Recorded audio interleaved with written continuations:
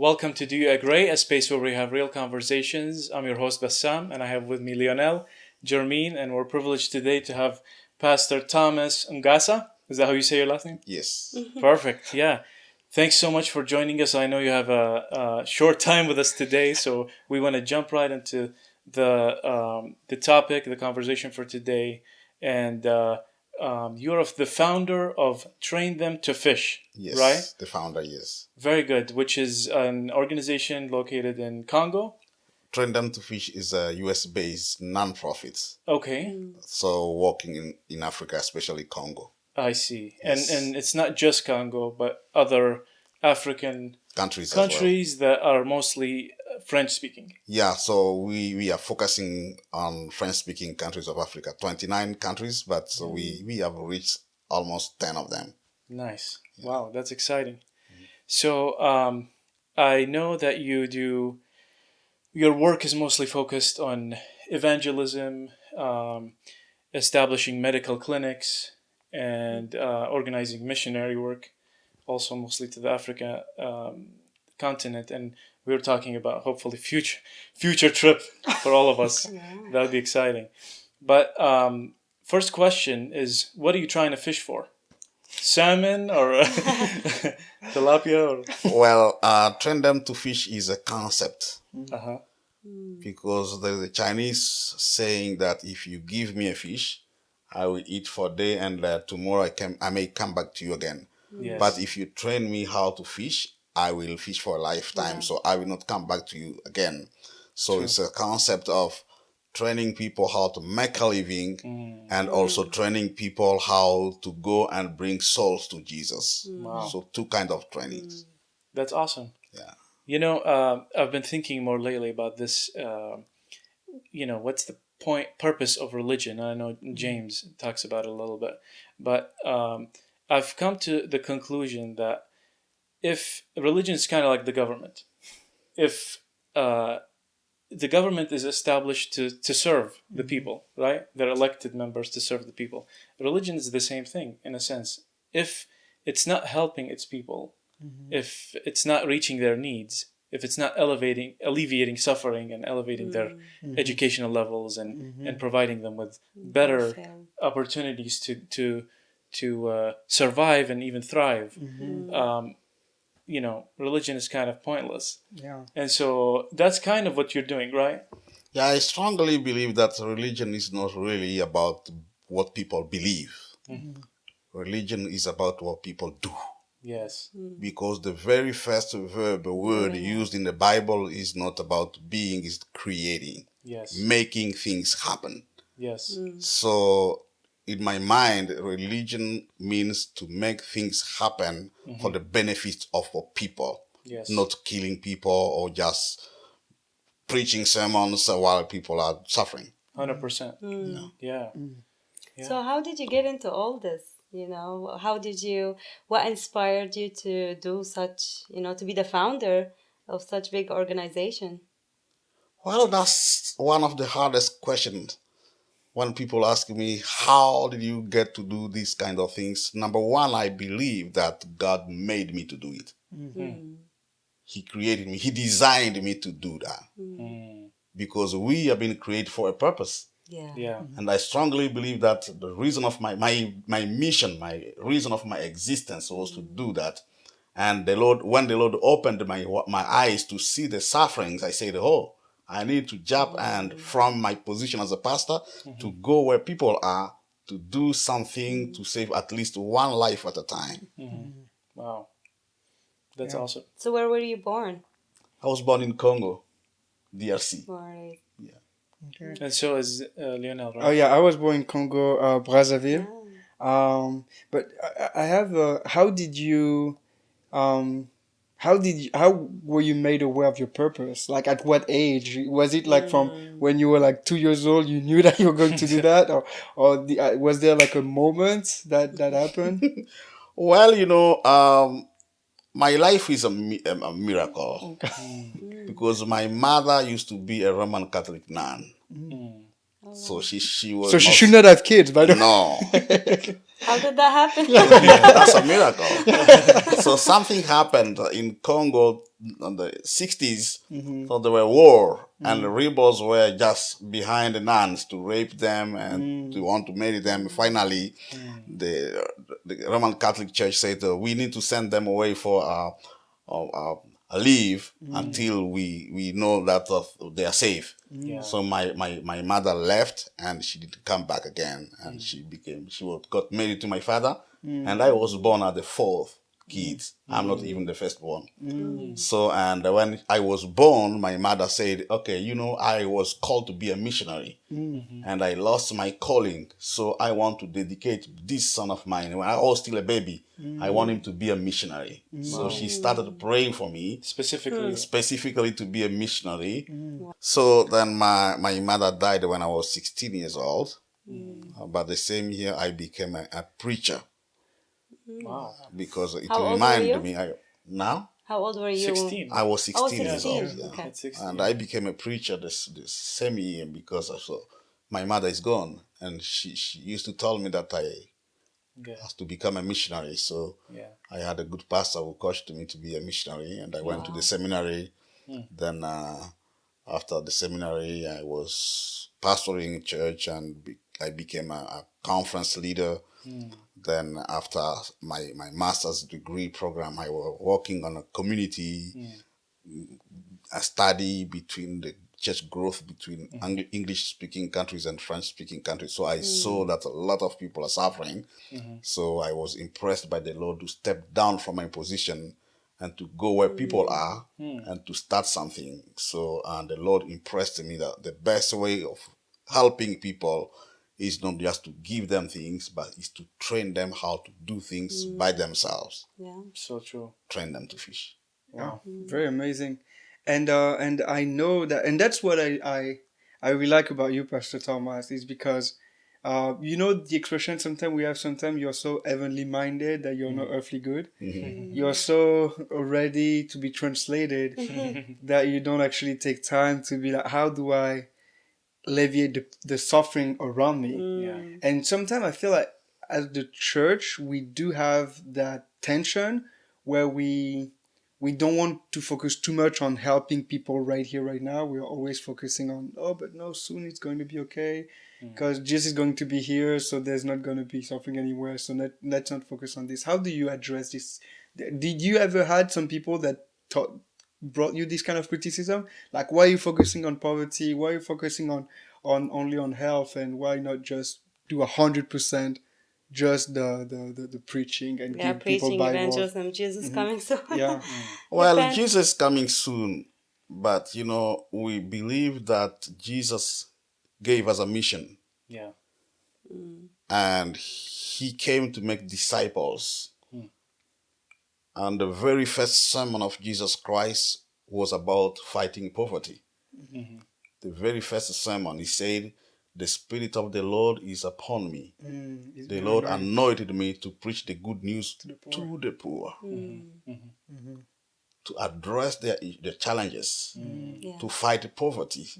Not only spiritual poverty, but to address poverty. That's why he was feeding hungry people, raising the dead, Healing. healing the sick, addressing those challenges. He was all the time with people at the community. Yeah. He was not an office guy, Yeah. Jesus Christ. So if we are his disciples, we should be addressing those same issues where people are. That's the church. Yeah. That's powerful. And how do you sometimes, because I've been in a lot of different situations. I served in Haiti, in the Adventist hospital, in all of these kind of situations where sometimes you see just death all the time, every time. How do you keep on going in those moments where it feels hopeless? Well, hope is an expectation. I hope that something will happen, something better will happen. We have hope because we are going through sufferings. And when we preach hope, it means that people are going through hardship. And the hope is that something better will come tomorrow. So Jesus is coming back. even though people are suffering, but we have a hope that when he comes back, he will resurrect dead people and he will give them good health. There'll be no more poverty, no more sufferings. That is hope. Even though people are suffering, they are dying, we need to bring them the gospel, the good news that even though you are suffering, Jesus will come back and there'll be no more suffering. So the second coming is kind of helping people to face the challenges of their life. That it's not the end of it. No. There's something It's else something else. still to look forward to. Yeah. Can you tell us a little bit about what you do actually? With, by the way, train them to fish. We have the same saying in Arabic. Yeah, Can you tell us in Arabic? in Arabic, علمني الصيد وما تدينيش سمكة. You know, like Yeah. teach me how to fish and don't give me a fish. So it's Yeah. like train me, you know, How to make a living. Yes. Yeah. Yeah. So we have the same thing. But what do you do? You know, what are the things? What are the needs that you meet? Well, so we have different ministries. Our main project is health. We are all about extending the healing ministry of Jesus. We go where people are suffering. So, and we have been using the mobile clinics to go to rural areas and to meet people where they are suffering, those who have no access to health Yeah. care. So we have been providing free health cares for 10 years. Wow. So far, we have seen more than 100,000 people coming Wow. to receive free health cares. And we have done major surgeries, even brain surgeries for free. Wow. Wow. How do you great. get the physicians? Missionaries? Missionaries, Okay. I am a speaker. I speak to doctors, say, hey, you have been gifted. Can you give away something because you received for free? And can you give out free things? So because we don't pay for the breath here. It's for free. That's true. Yeah. Even doctors, they need it. So can you share something for free? So, and when I preach to doctors that way, they say, okay, we can go, we can have a break from our office to go out there for a week or 2 weeks and to provide free health cares, then to come back and make money. That's cool. That's awesome. So we do free health cares. And we moved from a mobile clinic. Now we are building a clinic. We own a small clinic in Kinshasa, but we want to extend it. And then beside that, we train people. We have a vocational training program. How to create some small business. Oh. We train people how to start some small businesses, and I raise money. I give them what we call seed money. The seed money is something to help you to get started and to move from there.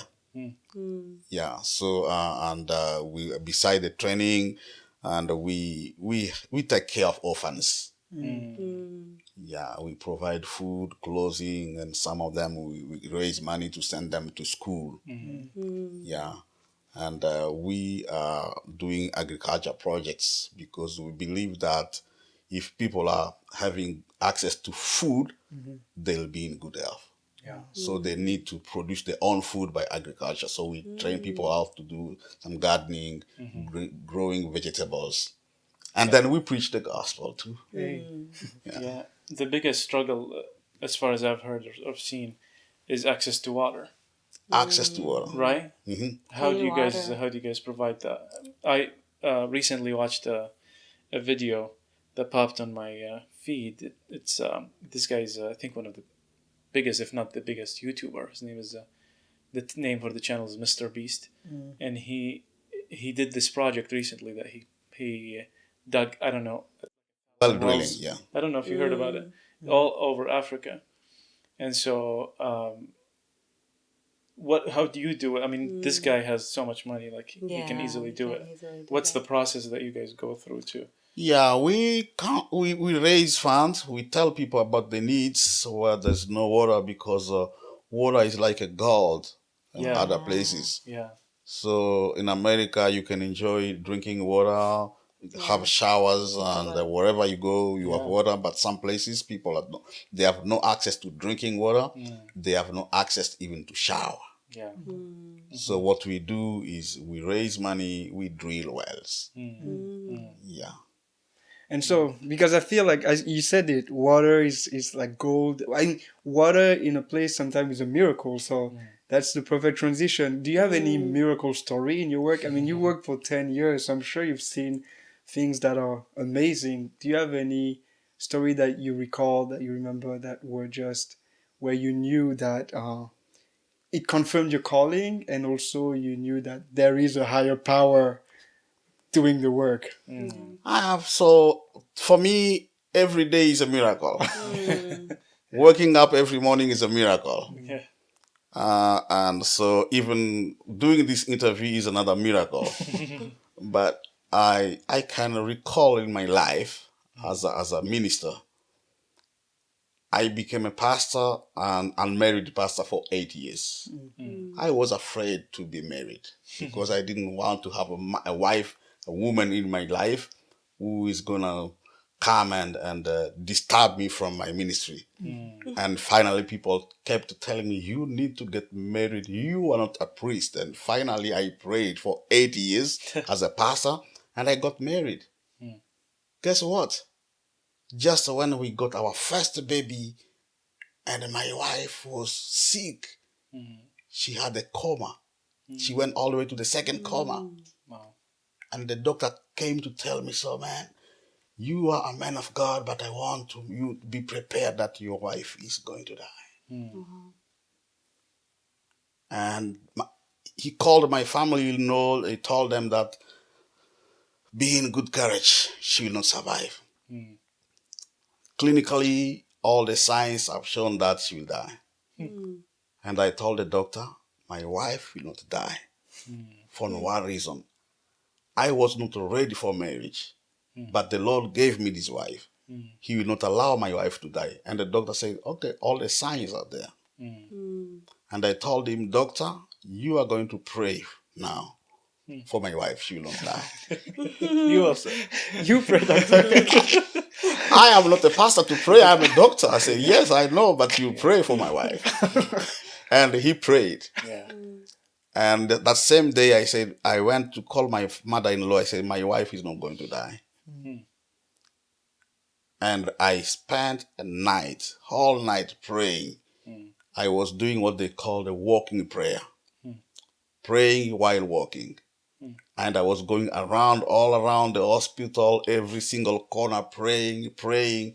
And I felt of this, the Lord telling me, go back to the room. And I went to the room. It was 3 a.m. in the morning. And I called my wife by her name. She was at the second coma. I called her Mandine, and she said, yes. She responded. And my mother-in-law was like, What happened? and she said, maybe I didn't hear clearly. And she called again, Mandine. And my wife said, yes.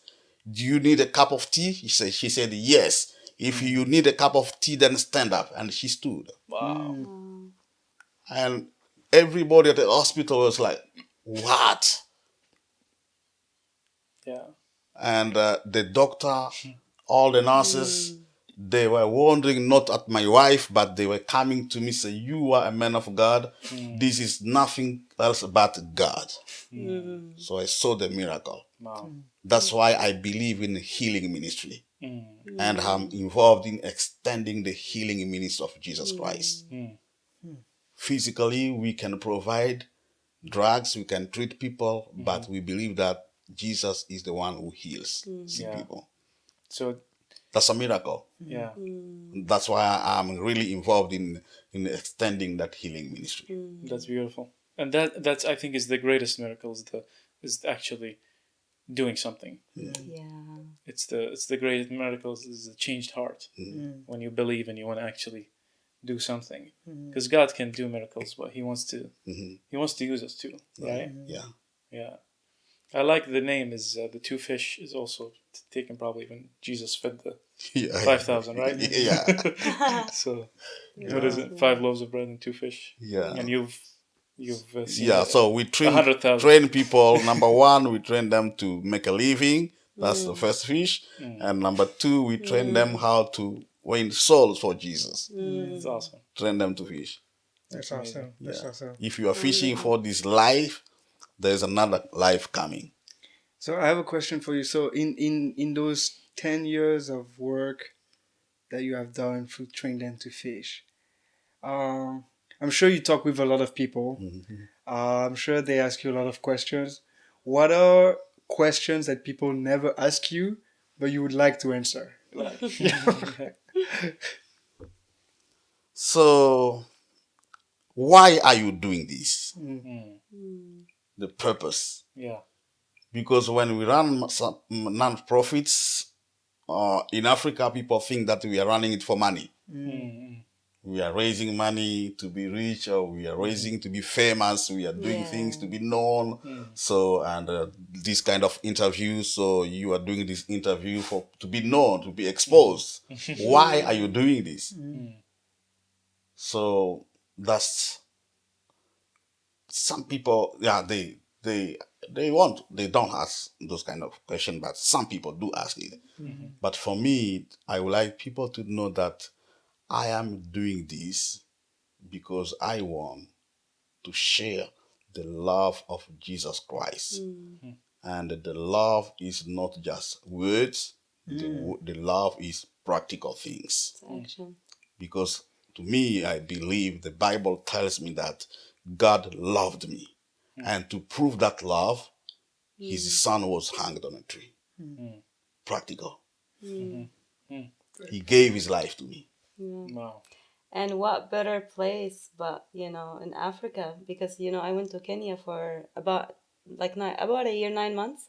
And I remember the need, like you're talking about orphanages, and there were a lot of orphanages in Kenya, and a lot of kids that needed, you know, place and money to study, and, to continue their education, and people that needed clean water that we had. So you have really the field, a big field, to really do what Jesus called us to do. It's a big field. Yeah. It's a big field. The reality is that I will not be able to do everything or to help everybody, but at least to change one life at a time. And the discipleship ministry means that touch one body. When I touch you and you see the result, you are going to give a testimony to another person, and we are duplicating the ministry Yeah. just to touch somebody at a time. Wow. Do you have a message or an invitation that you want to tell our audience? Yeah, the audience is just one person will not be able to do everything. It's good to work as a team. Yes. So I'm making a call if you are attached to join my team to be an ambassador for good. You can go to www.tt2fworld.org, and then you can reach out to us and join the team and to be an ambassador for good, to go out there and to do something for somebody else. Wonderful. Wow. Amazing. And you Thanks can so much. put the description. We'll put the website. link in the description for sure, but appreciate you. Thank you. Thanks for coming. Yeah, thanks for your time. Yeah.